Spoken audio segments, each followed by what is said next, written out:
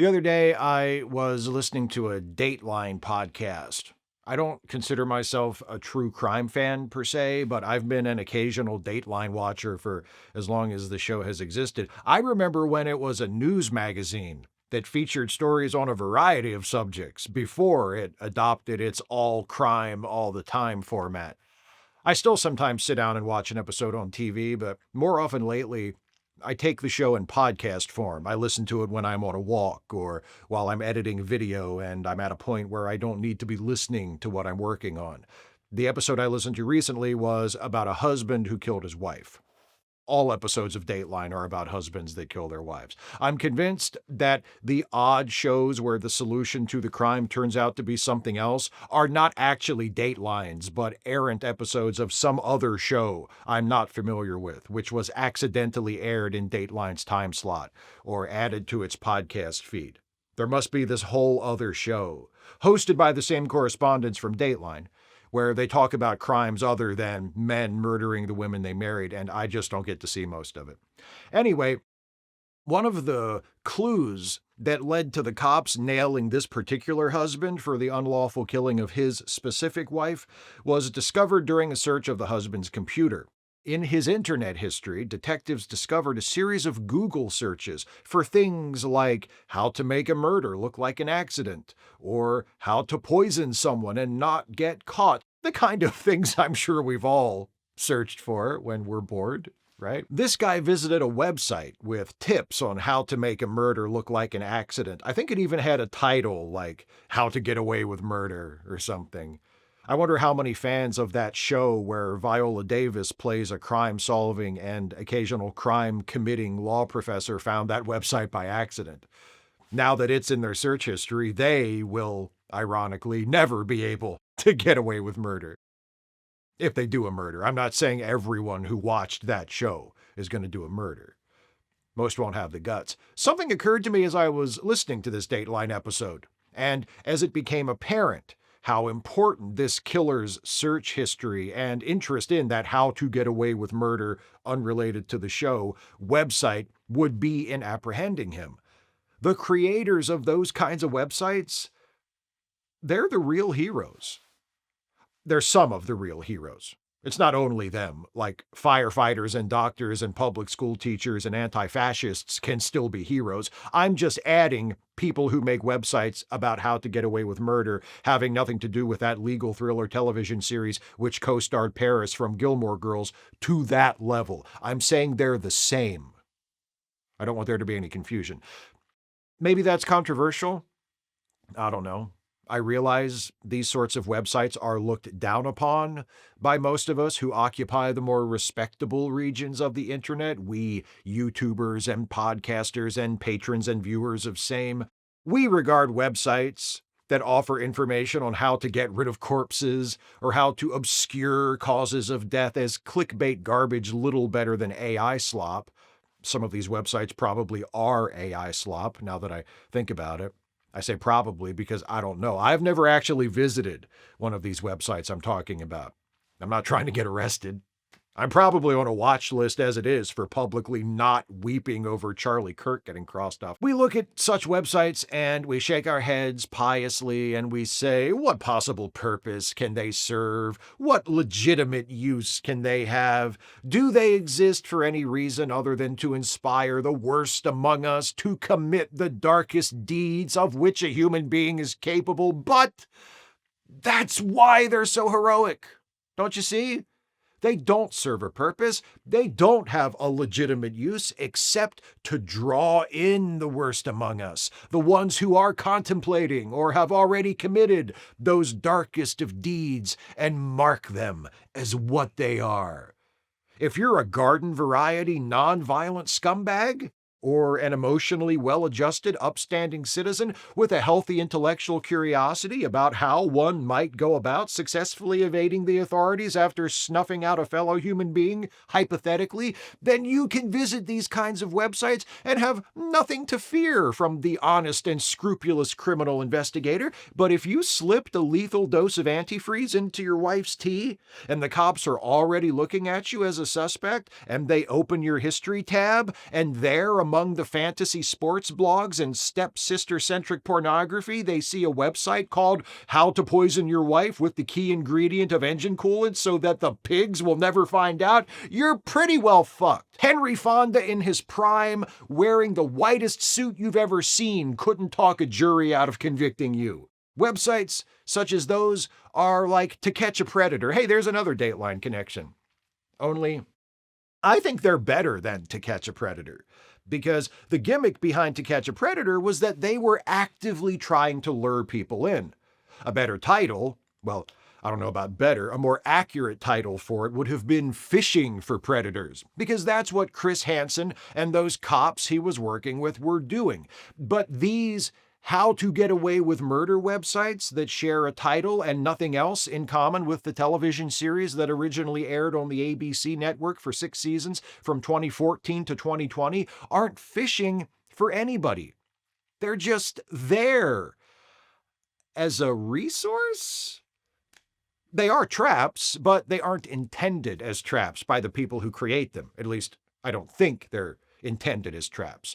They're like holes that somebody dug in the forest. Deep, narrow holes, like the kind you dig if you wanted to bury a body vertically to minimize the surface footprint of the grave and reduce its chances of being spotted. Only in this metaphor, you don't put a body in the hole and fill it in and then put an animal carcass on top to conceal it from scent-tracking dogs. You just leave it open. It's just an open hole in the forest. Maybe you intended it to catch rainwater. Sometimes it does that. Sometimes a murderer falls into it. That's what those websites are like. You know what else is like that? Those phone number spoofing apps. I know that's hard to hear. It's hard for me to accept, but I think it's true.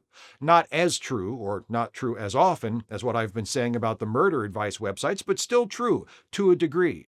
Don't believe me? Watch that documentary on Netflix, Unknown Number, about those teens who were harassed for like over a year by abusive text messages sent to them by some anonymous asshole whose shocking true identity I will not reveal here so as not to spoil the surprise for those of you who haven't watched it. It wasn't the husband, I'll tell you that much. No one died. It couldn't have been the husband. Anyway, the anonymous texter in Unknown Number is able to get away with it for as long as they do because they use a number spoofing app. Not only does the spoofer hide their identity, it also makes it impossible for the recipients to avoid the texts by simply blocking the number, because the texts are always sent from a different, randomly assigned number.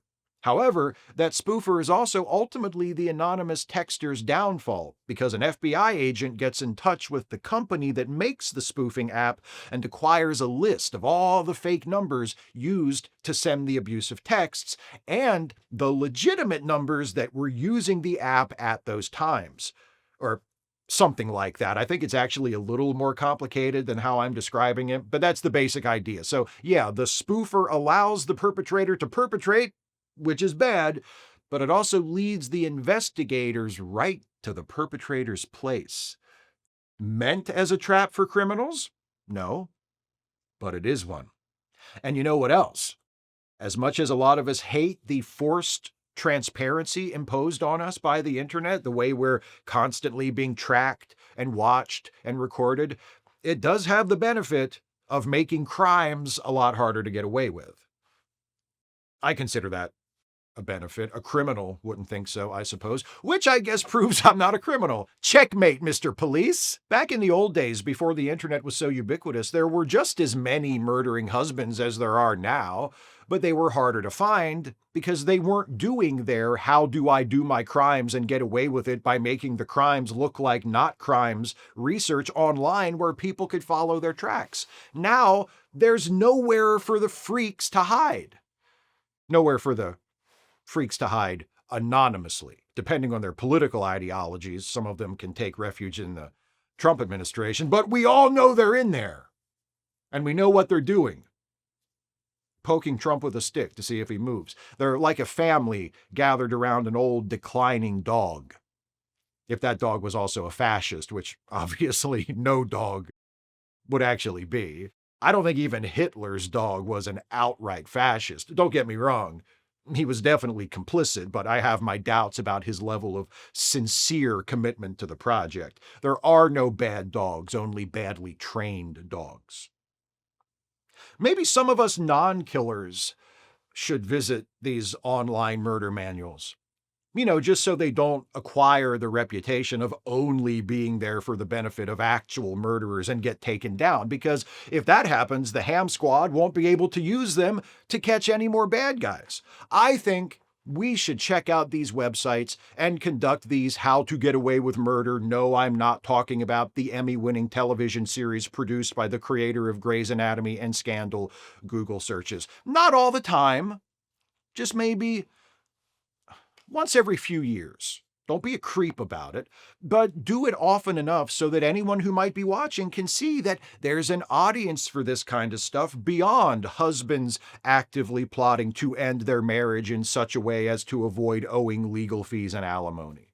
It'll probably feel weird at first if you've never done it, but as long as you're not an actual criminal looking for material to fill out your idea board, and as long as you don't find yourself the innocent target of a botched investigation, and really, what are the odds of that?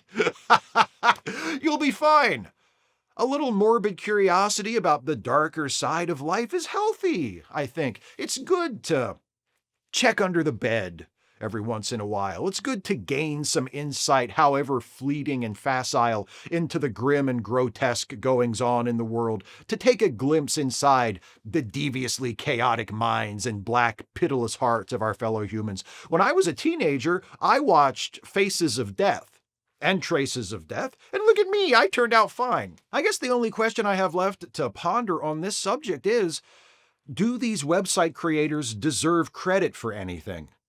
I've called them heroes, but are they willful, intentional heroes, or are they just sickos making websites about their sicko interests who coincidentally prove useful in identifying other sickos? Maybe it's both. Did you ever watch a squirrel looking for a spot to bury a nut? I had the pleasure just the other day. It's a fascinating thing to behold, because a squirrel looking for a spot to bury a nut exists at the nexus of having no idea what they're doing and knowing exactly what they're doing. They go to a spot, they sniff, they dig a little, they straighten up, they run to another spot, sniff, dig, straighten up, run to another spot. The squirrel I watched went through this process over and over and over again for about 5 minutes, which I can only assume is an eternity in squirrel time, before finally settling on a spot and burying the acorn they'd been carrying in their mouth this entire time.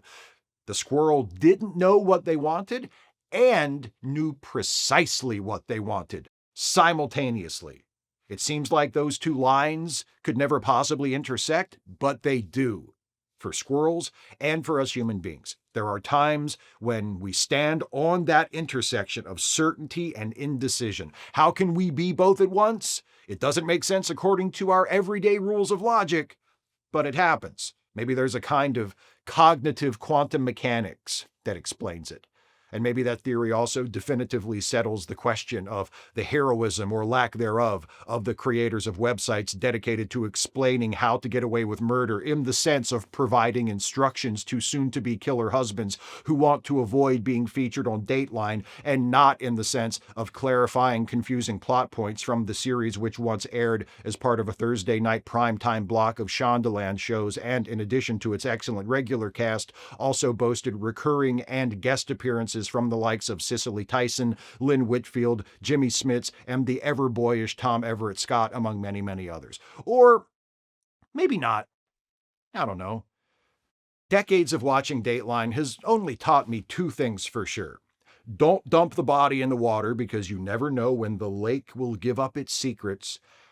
And it's always the husband. Especially if he owns a boat. A big boat. The bigger the boat, the more likely he is to knock off his wife at some point. If it's just a little fishing boat, like an aluminum bass boat, she's probably going to be fine. I mean, don't hold me to that.